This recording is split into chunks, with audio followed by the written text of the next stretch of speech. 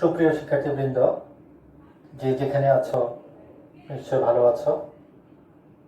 আবার অল্প কিছু সময়ের জন্য তোমাদের সামনে এসে উপস্থিত হয়েছি আমি, দেওয়ান মোহাম্মদ ইয়াসির আরাফাত, সহকারী অধ্যাপক, প্রাণীবিদ্যা বিভাগ, নবাবগঞ্জ সরকারি কলেজ। আশা করি সবাই ভালো আছো, সুস্থ আছো। আমরা বিগত দিনের মতো আবার আমাদের শ্রেণী কার্যক্রম শুরু করব। আজকে আমি উচ্চ মাধ্যমিক শ্রেণীর জন্য আলোচনা করব জীববিজ্ঞান দ্বিতীয় পত্রের সেই অষ্টম অধ্যায়, যা আমরা যথারীতি আলোচনা করছিলাম। সেটারই আজকে আমার আলোচ্য বিষয় হবে। আমি তো সমন্বয় নিয়ন্ত্রণ পড়াচ্ছি, তো সেটার আমার আজকের আলোচ্য বিষয় হলো কেমিক্যাল কোঅর্ডিনেশন। আমরা মানে বুঝি যে কেমিক্যাল কোঅর্ডিনেশন মানে বাংলা যদি করি তাহলে আমরা বলবো যে রাসায়নিক সমন্বয়। রাসায়নিক সমন্বয় কি? আমরা জানি যে আমরা এর আগে পড়েছিলাম যে স্নায়বিক সমন্বয়। আমি চোখ দিয়ে দেখি, কান দিয়ে শুনি, নাক দিয়ে ঘ্রাণ নেই, জিহ্বা দিয়ে স্বাদ নেই, এবং সেটার মাধ্যমে আমি আমার বাহ্যিক পরিবেশের সাথে আভ্যন্তরীণ পরিবেশের সমন্বয় করি। একইভাবে আমরা যখন যে আমার শারীরবৃত্তীয় কর্মকাণ্ড, আমি খাবার খেয়ে ফেললাম, তারপরে কি হবে? আমি নাক দিয়ে অক্সিজেন নিলাম, তারপরে আমার শরীরের ভিতরে তো একটা ফিজিওলজিক্যাল অ্যাক্টিভিটি চলবে। আমরা প্রতি মুহূর্তে আমি অনেকগুলো, যেমন আমরা বাইরে হাত পা দিয়ে কাজ করি, কিন্তু দেহের ভিতরে কি হচ্ছে সেই কাজ নিয়ে আমার কোনো ভাবতে হচ্ছে না।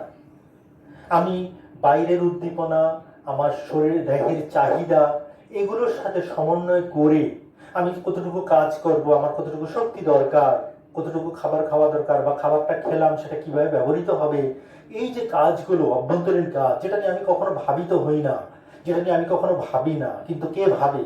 আমাদের মস্তিষ্ক ভাবে।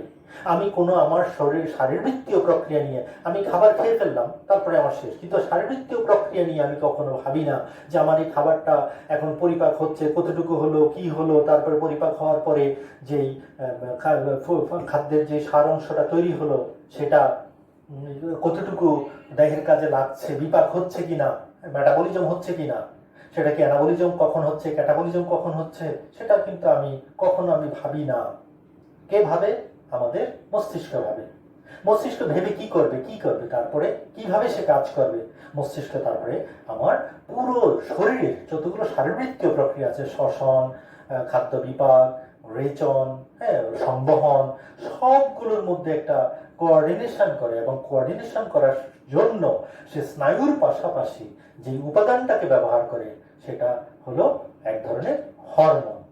এবং তার সাথে শুধু হরমোন আছে, এনজাইম আছে, বিভিন্ন রকমের উপাদান আছে। তবে আমরা আমাদের আজকে যে আমাদের আলোচ্য বিষয় কেমিক্যাল কোঅর্ডিনেশন, সেখানে আমাদের মস্তিষ্ক যে উপাদান দ্বারা আমাদের এই সমন্বয় করে, সেই রাসায়নিক উপাদানগুলো অধিকাংশ ক্ষেত্রে আমরা সেটাকে হরমোন হিসাবে বিবেচনা করি, এবং হরমোনটাই আমাদের দেহের কোঅর্ডিনেশন করে থাকে, মস্তিষ্কের কাজে সহায়তা করে থাকে। আমাদের এই অধ্যায়ে আসলে কেমিক্যাল কোঅর্ডিনেশনে আমাদের মূল আলোচনা বা মূল পড়াটাই থাকবে হরমোন নিয়ে। আমরা হরমোন নিয়ে আলোচনা করব। তাহলে কেমিক্যাল কোঅর্ডিনেশন কি সেটা কিন্তু আমরা কিছুটা হলো বুঝে গেছি যে আসলে কেমিক্যাল কোঅর্ডিনেশনটা কিভাবে হয়। আমরা এখন সেটার বিস্তারিত আলোচনায় যাব। কেমিক্যাল কোঅর্ডিনেশন পড়ার শুরুতেই আমরা একটা জিনিস নিয়ে আলোচনা করবো, যে এই যে আমার দেহে কেমিক্যালটা তৈরি হচ্ছে, রাসায়নিক উপাদানটা তৈরি হচ্ছে, সেটা হরমোন হতে পারে, সেটা এনজাইম হতে পারে, সেটা ফেরোমন হতে পারে, আর অনেক রাসায়নিক উপাদান আছে যেগুলো আমাদের দেহে তৈরি হয় এবং আমাদের কোঅর্ডিনেশন করে থাকে, আমাদের দেহের কাজের সমন্বয় করে থাকে। এখন আসো আমরা যদি আলোচনা করি যে আমাদের এই হরমোন নিয়ে আলোচনা করলাম, যে হরমোনটা কোথা থেকে উৎপন্ন হয়, বা এই এনজাইমটা কোথা থেকে উৎপন্ন হয়। এগুলো উৎপন্ন হয় গ্রন্থি থেকে। এখন গ্রন্থিটা কি? গ্রন্থি হলো এক ধরনের বিশেষায়িত কোষের গুচ্ছ। একটা কোষ নিয়েও একটা গ্রন্থি হতে পারে, অনেকগুলো কোষ নিয়েও একটা গ্রন্থি হতে পারে। গ্রন্থি মানে হলো বিশেষায়িত কিছু কোষ যেগুলো বিশেষ ধরনের রাসায়নিক উপাদান ক্ষরণ করে। এমন ক্ষরণকারী কোষ বা কোষের গুচ্ছকে আমরা গ্রন্থি বলবো। যেমন আমাদের দেহে প্যারাইটাল গ্রন্থি আছে, একটা মাত্র কোষ নিয়ে একটা প্যারাইটাল গ্রন্থি গঠিত, এক একটা যেতে। আবার অনেকগুলো কোষে, যেমন আমাদের পিটুইটারি গ্রন্থি, আমাদের থাইরয়েড গ্রন্থি, আমাদের প্যারাথাইরয়েড গ্রন্থি, এগুলো অনেকগুলো কোষ নিয়ে তৈরি। যাই হোক, তাহলে গ্রন্থিটা কি আমরা সেটা বুঝলাম। আমাদের দেহে বিভিন্ন জায়গায় বিভিন্ন ধরনের গ্রন্থি আছে। এই গ্রন্থিগুলোকে যদি আমি স্বাভাবিক একটু ক্ষুদ্রার্থে এটাকে গ্রন্থিগুলোকে আমরা ভাগ করি, তাহলে আমরা দেখবো যে গ্রন্থিগুলো আমাদের দুই রকমের গ্রন্থি আছে আমাদের দেহে। একটাকে বলি আমরা অন্তঃক্ষরা গ্রন্থি, আর একটা হলো বহিঃক্ষরা গ্রন্থি। একটা হলো এন্ডোক্রাইন গ্ল্যান্ড, আর একটা হলো এক্সোক্রাইন গ্ল্যান্ড। এখন আসি এন্ডোক্রাইন গ্ল্যান্ড এবং এক্সোক্রাইন গ্ল্যান্ড, অর্থাৎ অন্তঃক্ষরা এবং বহিঃক্ষরা গ্রন্থি কি। অন্তঃক্ষরা গ্রন্থি হলো আমাদের দেহের ওই গ্রন্থিগুলো যেগুলো থেকে উৎপন্ন রাসায়নিক উপাদান কোনো নালীবিহীন, মানে অর্থাৎ ওই গ্রন্থির সাথে কোনো নালী সংযোগ থাকবে না। অন্তঃক্ষরা গ্রন্থিতে গ্রন্থিগুলো একটা নির্দিষ্ট জায়গায় অবস্থান করবে এবং গ্রন্থির আশেপাশে কোনো নালী থাকবে না। গ্রন্থিতে উৎপন্ন রাসায়নিক উপাদানটা সরাসরি দেহ তরল, যেটা লসিকা হতে পারে অথবা রক্ত হতে পারে, রক্তরস এবং লসিকা, এই যে কোনো একটা মাধ্যমে বা উভয়ের মাধ্যমে দেহের মধ্যে ছড়িয়ে পড়বে এবং সুনির্দিষ্ট অঙ্গে গিয়ে কাজ করবে। এমন হতে পারে আমার মস্তিষ্কে গ্রন্থি আছে, পিটুইটারি গ্রন্থি, কিন্তু সেটার ক্ষরণটা আমার কিডনির উপরে, অ্যাড্রেনাল গ্রন্থি আছে, সেটার উপরে কাজ করে। এর মাঝে কিন্তু এই উপাদানের পরিবহনের জন্য কোনো ব্যবস্থা নেই, রক্তের মাধ্যমে সেটা পরিবাহিত হবে। এইভাবে দেখা গেছে যে একই অন্তঃক্ষরা গ্রন্থিগুলো হবে এমন যে ওই গ্রন্থির সাথে কোনো নারী সংযোগ থাকবে না এবং ওই গ্রন্থি থেকে নিঃসৃত উপাদানগুলো রক্ত বা লসিকা বা দেহতরল দ্বারা বাহিত হয়ে একটা সুনির্দিষ্ট জায়গায় কাজ করবে এবং এই কাজটা হবে সুদূর প্রসারী, এটা একটা দীর্ঘমেয়াদী প্রভাব থাকবে। এবং এই গ্রন্থি থেকে খরিত উপাদানগুলো কাজ শুরু করে দিয়ে বা কাজের সূচনা করে দিয়ে বা কাজের স্টার্ট করে দেওয়ার পরে সেটা কিন্তু দেখে আর সেটার কার্যকর থাকবে, সেটা নিষ্ক্রিয় হয়ে যাবে। আমরা যেমন অনেকটা, আমি এরকম বলছি, একটা কম্পিউটারের সুইচ, আমরা যখন কম্পিউটার অন করি কি করি, সুইচের চাপ দিলে কম্পিউটারটা অন হয়ে যায়। দ্বিতীয়বার অফ করার জন্য কিন্তু আমার ওইখানে যেমন ফাংশন অফ করে দিলে অটোমেটিক কম্পিউটার অফ হয়ে যায়। তাহলে এখানে আমি শুধু স্টার্ট আছে, কিন্তু আমি অফ করার জন্য কোনো সুইচের দরকার হয় না। আমাদের হরমোনগুলো এরকম, আমাদের হরমোনের কাজের যেটা হলো যে হরমোন কাজ শুরু করে দিবে, কাজ চলে চলে এক সময় কাজ ফুলফিল হয়ে যাবে, কাজটা কমপ্লিট হয়ে যাবে। হরমোন কিন্তু কাজ শুরু করে দিয়ে সেটা আস্তে করে ভেঙে নিষ্ক্রিয় হয়ে যাবে, রেচিত হয়ে যাবে, আমাদের রেচন প্রক্রিয়া, রেচন অঙ্গের মাধ্যমে বাইরে নিষ্ক্রান্ত হয়ে যাবে। তাহলে এটা হলো আমাদের অন্তঃক্ষরা গ্রন্থি, এবং অন্তঃক্ষরা গ্রন্থি থেকে নিঃসৃত রাসায়নিক উপাদানগুলো কিভাবে কাজ করে, কি উপাদান, সেটা আমরা আলোচনা করব। দ্বিতীয় ধরনের গ্রন্থি আছে আমাদের বহিঃক্ষরা গ্রন্থি। বহিঃক্ষরা গ্রন্থি হলো এমন গ্রন্থি যেই গ্রন্থি থেকে খরিত উপাদানগুলো একটা সুনির্দিষ্ট নালীর মাধ্যমে একটা নির্দিষ্ট জায়গায় যাবে, রক্তের মাধ্যমে দেখে পুরো দেহে ছড়িয়ে পড়বে না। অর্থাৎ এটা থেকে যে উপাদানগুলো তৈরি হবে সেই উপাদানগুলো একটা সুনির্দিষ্ট নালী দ্বারা একটা সুনির্দিষ্ট জায়গায় যাবে, ওই পার্টিকুলার কাজটা করার পরে এটাও দেহের মধ্যে স্থায়িত্ব লাভ করবে না, কাজ করে দিয়ে সে নিজে কাজে অংশ নেবে না, কাজের সংগঠিত করে কাজটা যখন শেষ হবে তখন সে ভেঙে চলে যাবে।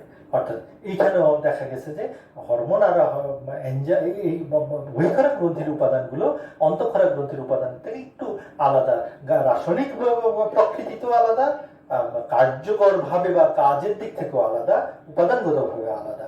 এক্সোক্রাইন গ্ল্যান্ড বা বহিঃক্ষরা গ্রন্থি থেকে যে উপাদানটা খরিত হয় সাধারণত আমরা এটাকে এনজাইম বলে থাকি।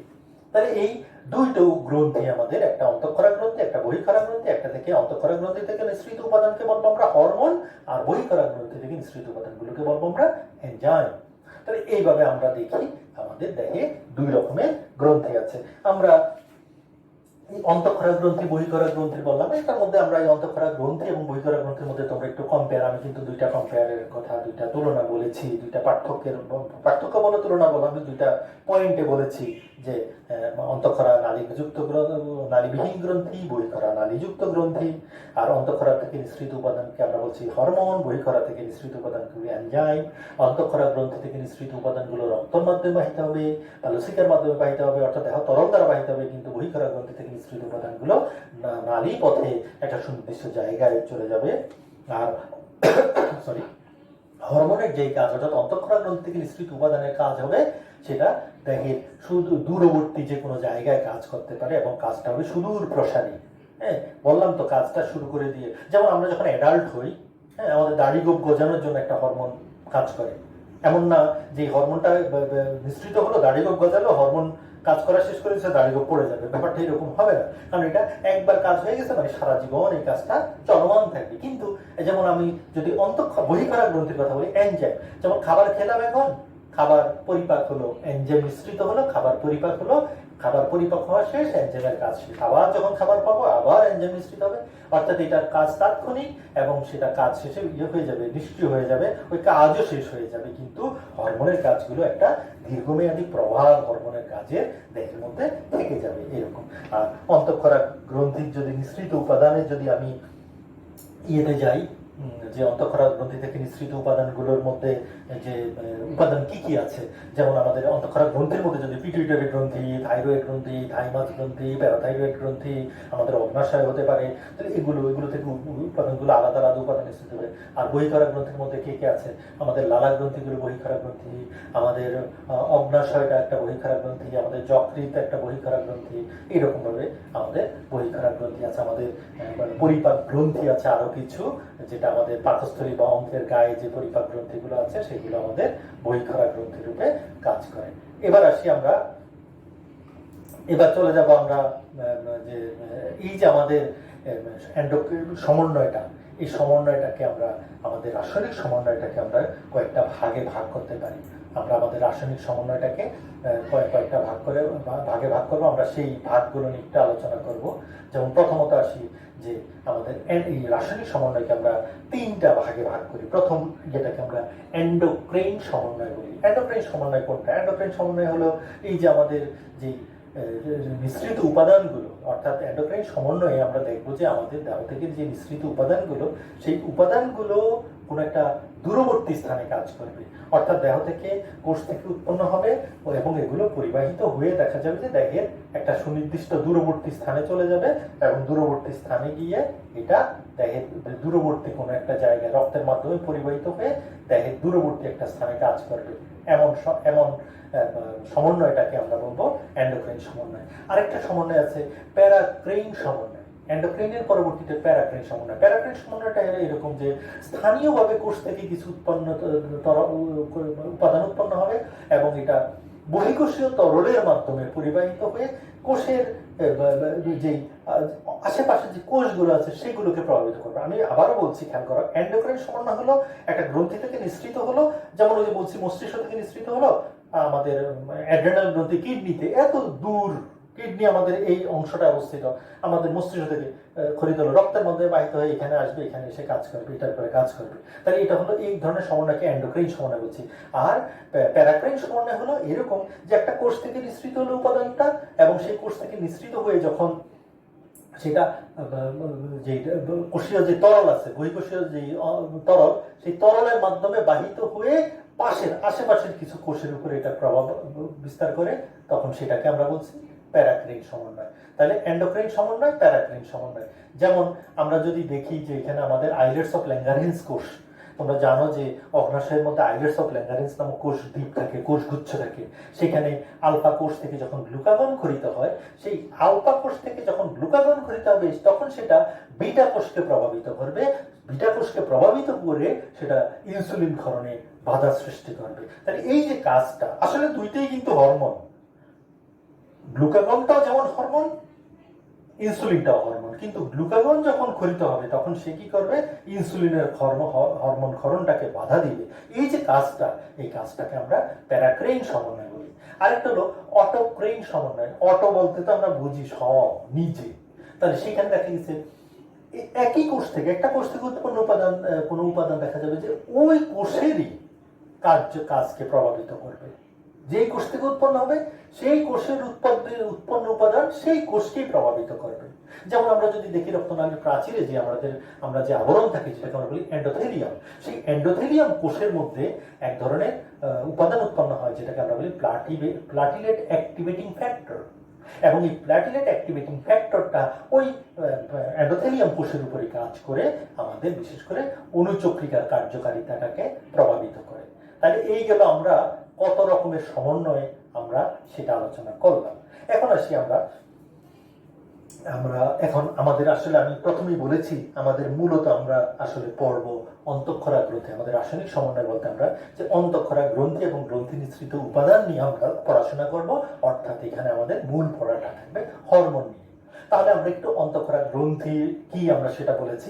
আমি এখানে আরেকটি জিনিস তোমাদের বলতে চাই যে অন্তঃক্ষরা গ্রন্থিটা আমরা জানি যে নালীবিহীন গ্রন্থি, তবে আমাদের দেহে অন্তঃক্ষরা এবং বহিঃক্ষরা এই দুইটা গ্রন্থির পাশাপাশি আরেকটা গ্রন্থি, আরেক ধরনের গ্রন্থি থাকে, যেটা একাধারে অন্তঃক্ষরা এবং বহিঃক্ষরা দুইটা গ্রন্থি মিশ্রিত অবস্থায়, দুই ধরনের গ্রন্থি একত্রিত হয়ে একটা আলাদা ধরনের গ্রন্থির আছে, আলাদা রকমের গ্রন্থি আছে আমাদের দেহে।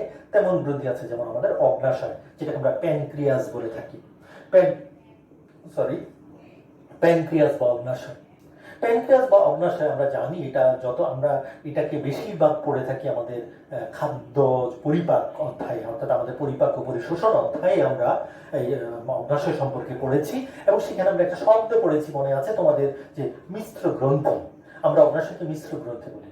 ওয়াই, কেন আমরা অগ্নাশয়কে মিশ্র গ্রন্থি বলি? তোমরা জানো যে মিশ্র গ্রন্থি হলো যেই গ্রন্থি একাধারে এক্সোক্রাইন এন্ড এন্ডোক্রাইন গ্ল্যান্ড হিসেবে কাজ করে, অর্থাৎ যেই গ্রন্থি একাধারে হরমোন এবং এনজাইম ক্ষরণ করে, তাকে আমরা বলি মিশ্র গ্রন্থি। যেমন অগ্নাশয় আমাদের মিশ্র গ্রন্থি।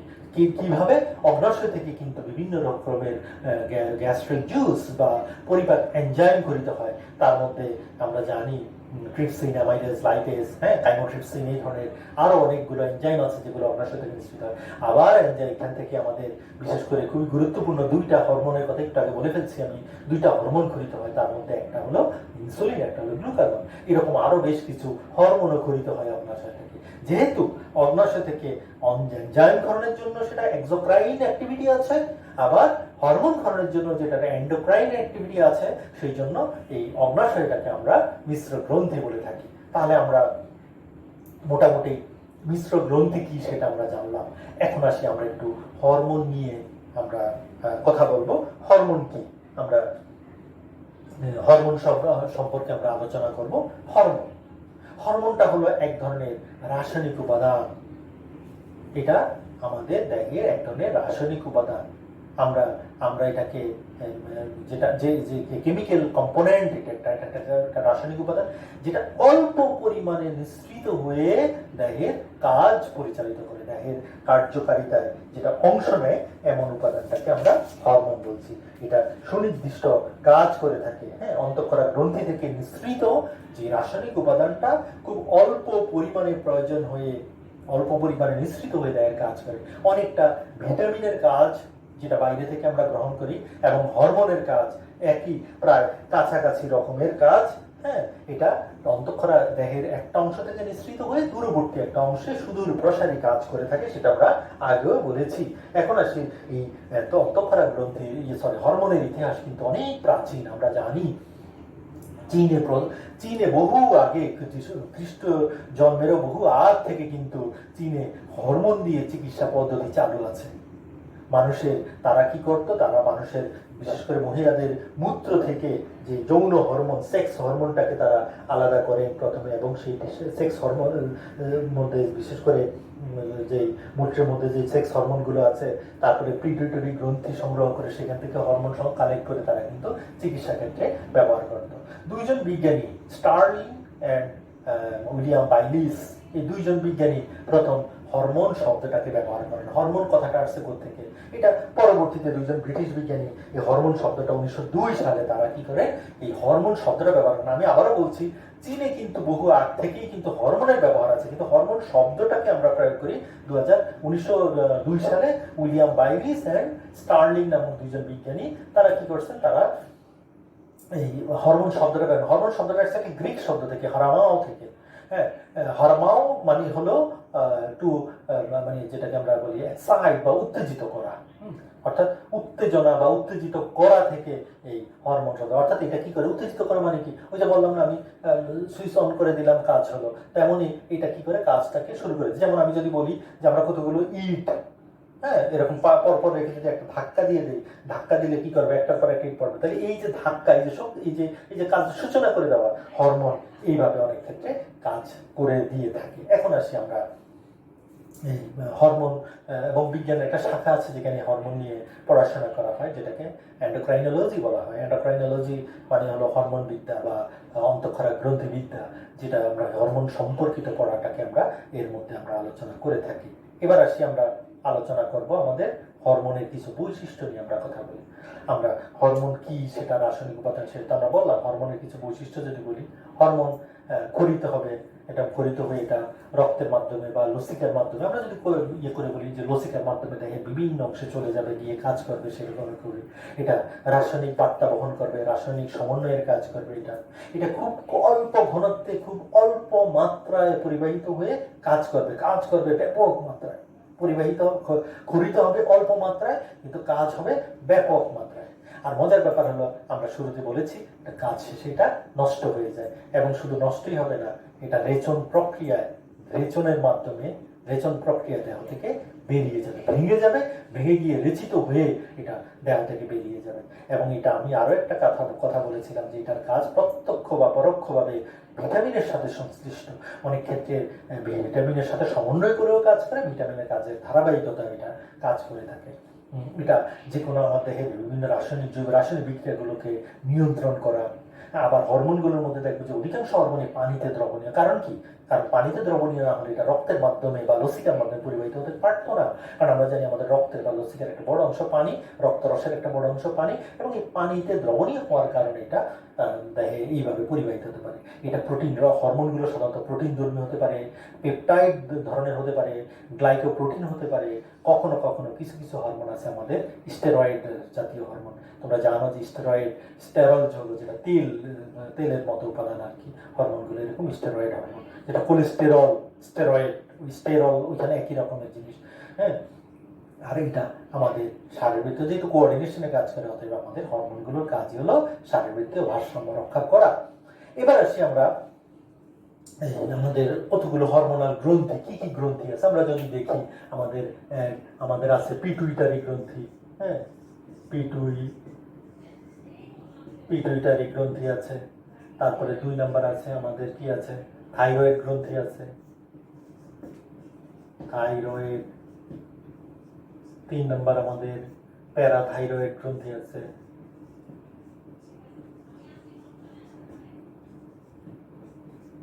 তারপরে আছে 4 নাম্বার থাইমাস গ্রন্থি আছে, থাইমাস গ্রন্থি। 5 নাম্বার আমাদের অগ্নাশয় আছে। 6 নাম্বার আমাদের গোনার্ড আছে, আমাদের অ্যাড্রেনাল গ্রন্থি আছে।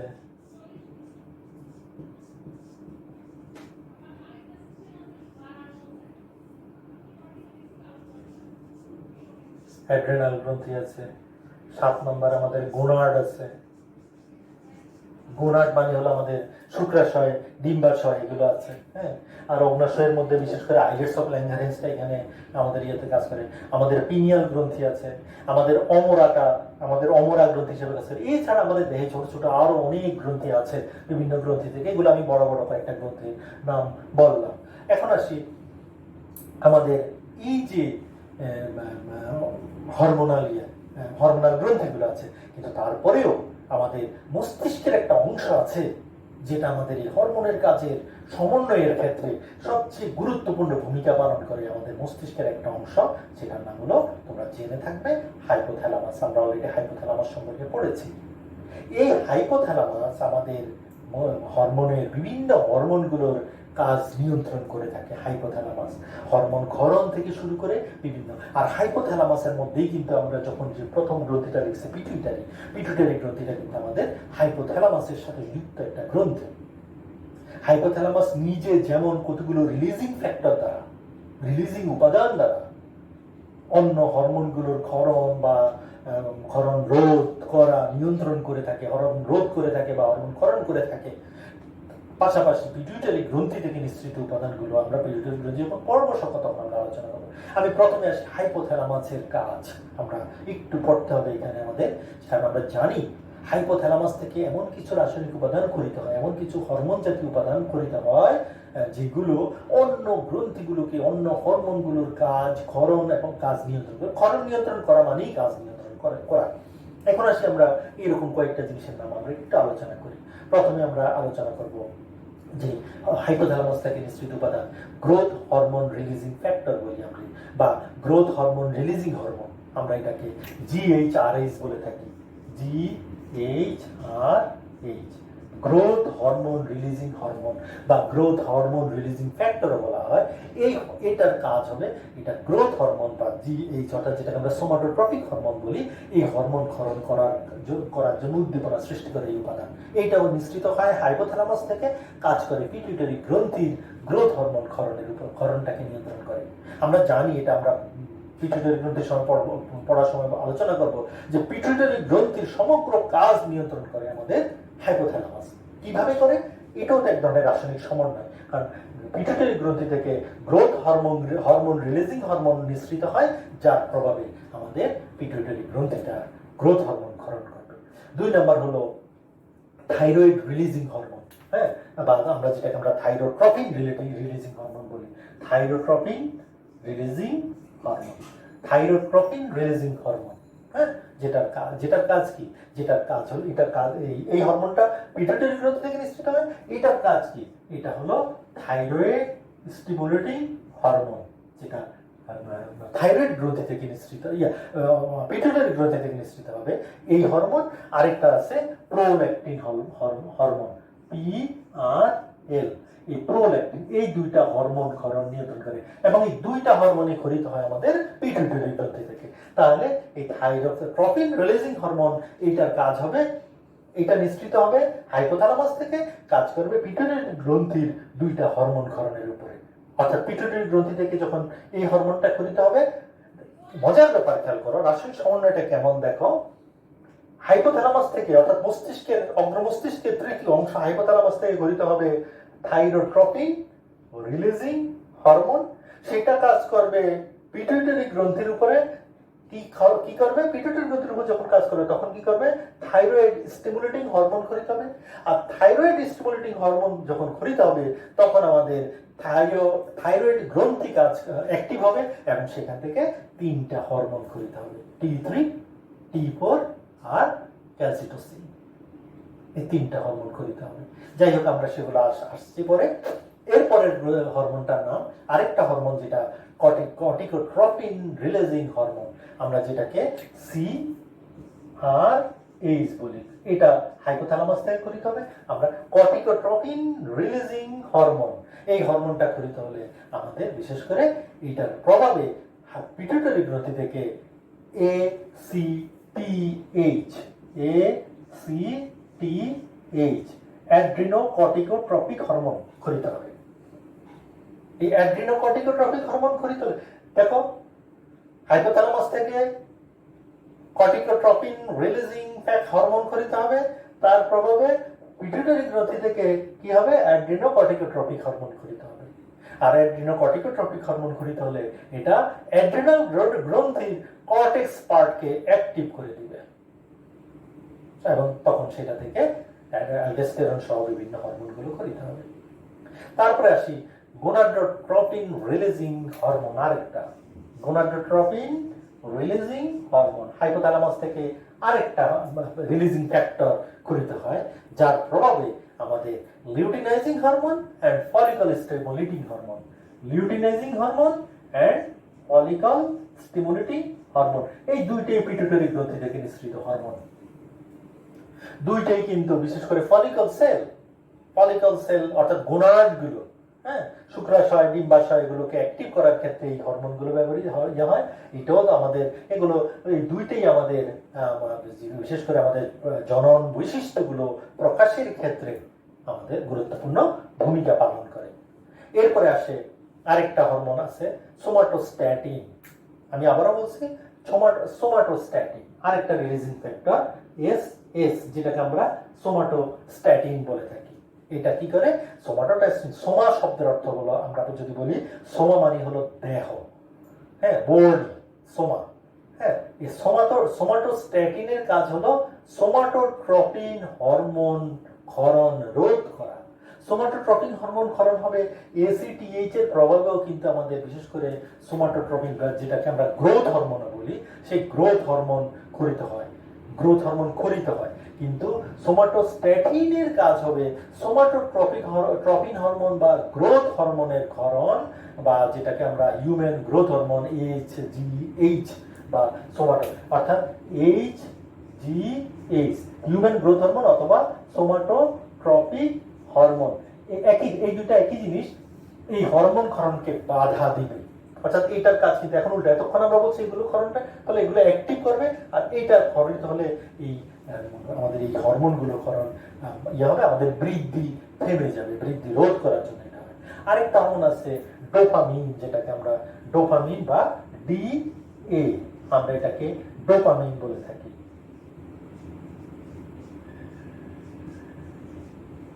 এটা আমাদের এই ডোপামিনটা খরিত হবে আমাদের বিশেষ করে যে যেটা বলছে হাইপোথ্যালামাস থেকে।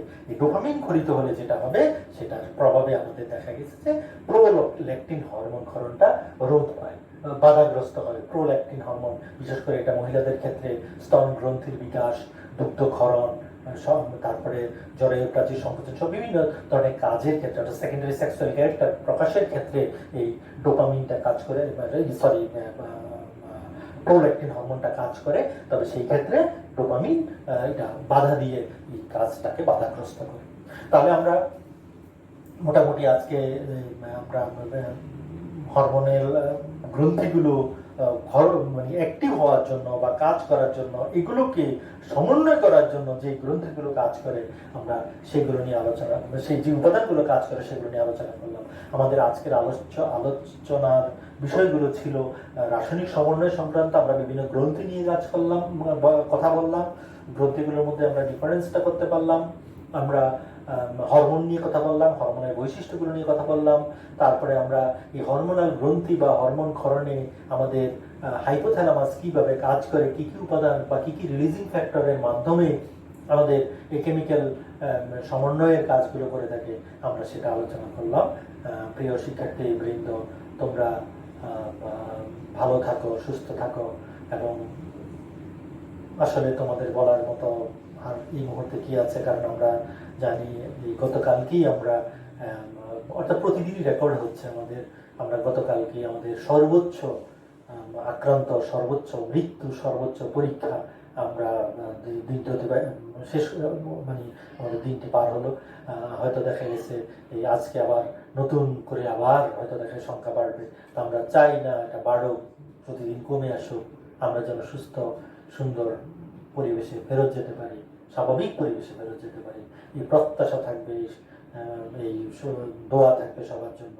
আমরা সবাই সুস্থ থাকি, সবার জন্য শুভকামনা রেখে আমি আমার আজকের শ্রেণী কার্যক্রম এখানেই শেষ করলাম। তোমরা ভালো থাকো, ধন্যবাদ।